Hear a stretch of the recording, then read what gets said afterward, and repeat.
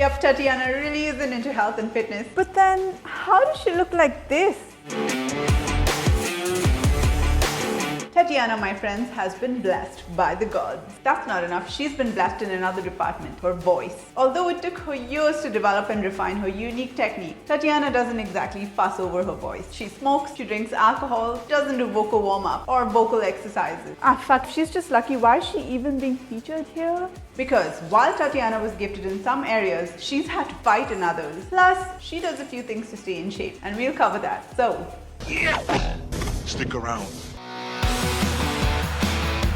Tatiana didn't come from a rich family. Her mom is a bookkeeper and her dad worked in coal mining. Both had to work really hard for minimum wage. Interesting fact, when Tatiana was about 4 years old, a huge radio set fell on her head and broke into pieces. Then at 5, she fell off a swing, hit her head against bricks and passed out. She spent 2 weeks in hospital, had a severe concussion that led to numerous hallucinations which took a while to wear off. Tatiana always wanted to be a mermaid. She would spend hours in the bathtub with a toy boat until the water got cold. As a little girl, Tatiana loved dancing and still does. When guests came over to her house, she would dance in circles. But then something changed and she started to close herself off to the world. She became very introverted and started listening to heavier and heavier music. Her dad and older brother taught her how to play guitar when she was 11. Her father was a bass player when he was younger and also played several other instruments. Tatiana also plays the flute. Her brother introduced her to rock and metal. He brought a lot of music, including popular Russian metal and rock, home. He was also a guitar player and played some kind of dark doom type music. She started listening to Nirvana and Metallica when she was about 9 years old. She loved grunge, alternative, punk, nu metal and really everything that was popular at the time. But she was a huge fan of The Offspring. In fact, every night she would kiss the poster of The Offspring and say goodnight. The first album she bought was Americana and she still hails it as one of her favorite albums ever. Interesting fact, Tatiana once got lost in her own town when she was in school because she traveled alone to get a tape of The Offspring's new album at the time, Conspiracy of One. Right from when she was 8, she started singing and knew that she wanted to perform on stage. She would also draw sketches of herself playing guitar in an all-girls band. She had this family tradition of having dinner together every evening. Tatiana would put on The Offspring's album Smash on her huge headphones, not talk to anyone and just listen to her music. She would visualize herself being on stage. She did it thousands of times, every evening, eventually falling asleep to it. She really wanted to play on stage and believes that apart from all her effort, she manifested her dreams into reality by visualizing it constantly. Tatiana could already sing as a little girl, but her interest in harsh vocals came around the age of 15 when she heard Otep Shamaya from the band Otep. At first, she couldn't believe those sounds were coming from a woman, so she set out to learn how to scream like her. With her newfound inspiration, she and her friend who introduced her to Otep traveled to the outskirts of Ukraine on a night 15 degrees below zero, which is about 5 degrees Fahrenheit. Tatiana then started screaming at cars passing by, practicing the song Dig by Mudvayne. Unfortunately, she was really disappointed by how she sounded,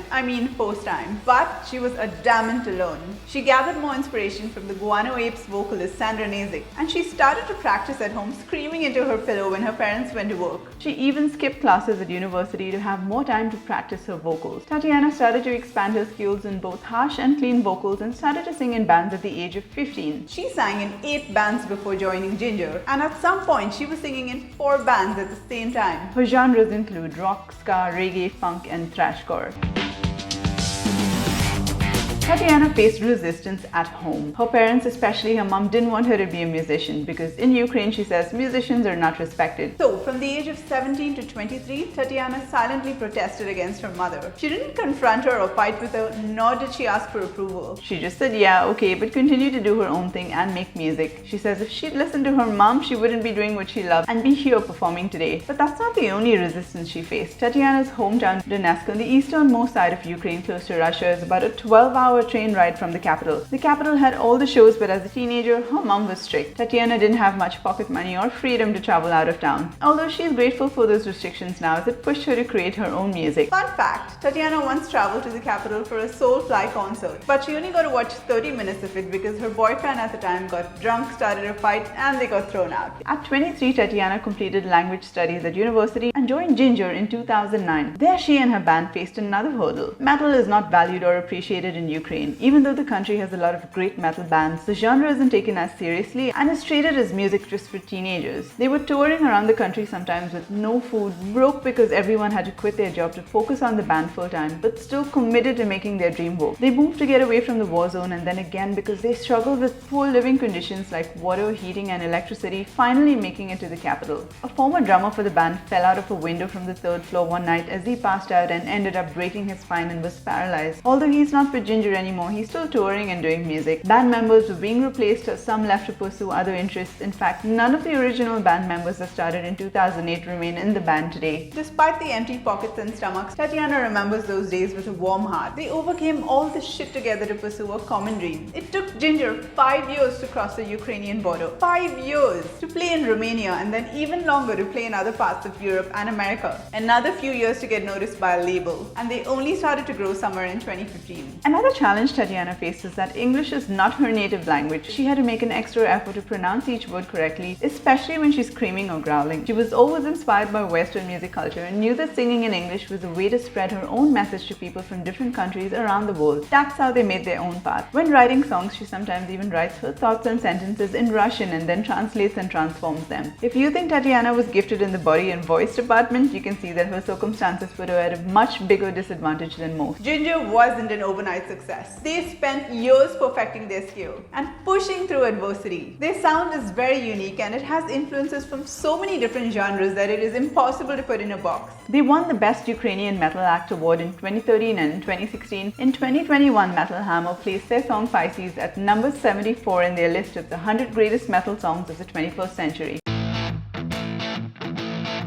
As a child, she was quite sporty. Her shows really are her workout, and she says when you're exhausted from a huge number of shows, you have no time to grow fat. I mean, just look at her on stage. She has to be super fit to move like that. She's got an insane amount of stamina and power. She does carry resistance bands, but she doesn't use them. Tatiana doesn't lift weights, but if you're a metalhead who's into fitness, then you've got to check out these awesome tees and tanks made just for metalheads who lift at gymrockcrew.com. I wear these to the gym and to shows all the time, and people are constantly stopping and asking me where I got them from. We only ship to the US for now, and shipping is free. So hurry and go and grab yours. The link is in the description. She's also quite nervous and tends to lose her appetite, but likes sweets. She really likes meat and has tried to go vegan in the past, which she did for 3 years, but it got quite hard to find what she needs when she's touring. So she eats vegan at home and on the road eats whatever. On her tour bus, you'll find her with oatmeal, soups, apples, guacamole, and always with vitamins. She enjoys a lot of smoothies, some with frozen fruit, coconut milk and honey, and sometimes with ginger, celery, and cucumbers. She hates banana unless it's mixed with strawberries and doesn't drink cow's milk. Tatiana prefers tea over coffee, chamomile being her favorite, and also likes red wine. She doesn't like weed and says it has no effect on her. Although she's not one of those musicians who have to worry too much about her vocals, she avoids foods that could scratch the inside of her throat prior to shows. So no potato chips, also no beer because she doesn't want to be burping into the mic. She says the only thing that really threatens her vocals is having a cold or flu, and so she carries her vitamins at all times. She tries not to talk before or after her shows, skips sound checks sometimes if she feels like she needs to save her voice, and also uses a non-alcoholic throat spray prior to recording. Tatiana believes that her singing technique isn't permanent and is ever changing. Like sand, it can slip through her fingers. She believes that she has lost and found certain techniques as time passes, especially with screaming being the hardest. Either way, she is very grateful for her vocal abilities and has continued to evolve and refine it over the years.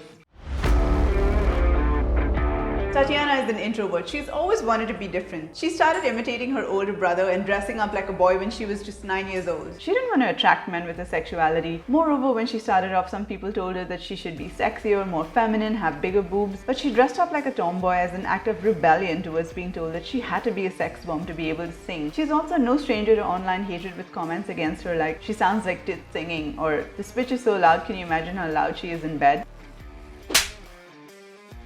She doesn't understand why people can't just let something go if they don't like it and feel the need to post it on someone's profile. She says, for example, I don't go to the supermarket and see a bad banana and start shouting at it. You fucking banana, I hate you, go back to your country. So she just stays away from social media comments, she says, because she's so sensitive. If she did read, she would probably stop doing what she loved. She'd love to live in the 80s or 90s when a rock star could just do whatever they wanted without giving a shit about social media. She doesn't even know what people talk about her though, and doesn't care if they admire or hate her music. She was and still is very shy, doesn't have many friends because she's picky and tends to overthink a lot. Tatiana also considers herself having a lot of internal aggression and rage with heavy dark thoughts in her head. She says she's easy to piss off but also tends to bury those emotions. emotions. Screaming through song and expressing her rage through lyrics allows her to dispel that negativity. She also finds that complaining to her bandmates pre-show helps her relieve anxiety. Tatiana calls herself a procrastinator and works best under pressure. She says deadlines are her friend and song ideas just flow and come together perfectly when she's tight on time. Her bandmate says that although she procrastinates, once she's in the recording booth, no one smashes songs the way she does. She is a huge fan of Amy Winehouse and says that they have a lot of similarities. Fun fact, if Tatiana wasn't a singer, she would have been a tattoo artist. She's been sketching since she was a little girl. When she was 16, her family gifted her a tattoo machine. She tattooed her own foot representing two opposite elements of fire and water. Her first client was her mom, who sacrificed her back in the name of her further success as a tattoo artist, but she became something else. Her artistic inspiration is the Mexican painter Frida Kahlo, who is famous for her raw and honest depiction of femininity. To combine her love for Amy Winehouse and Frida Kahlo, Tatiana has a tattoo that's a smash-up of both women on her left arm and believes that she lives their destinies. She also has a tattoo of a Mexican luchadora's head with the words "Let's wrestle" on her left wrist. She says it's her suckiest tattoo and she's not even sure why she did it. Tatiana is an inspiration to a lot of people, and she says that people think of her as an iron woman who is not afraid of anything or anyone. But she is afraid. She is sensitive and fragile. She battles with emotions in her mind and doesn't see or consider herself better than anyone. But she is so driven by her dream of playing on stage that she keeps pushing forward. Persistent work and practice, she says, are no secrets to her success. Her hardships have formed her unyielding mentality. Today, happiness is more important to her than fame. And although she wants her band to be the biggest in the world, she wants to find inner peace. What? You've watched this entire video and still haven't subscribed? Go subscribe.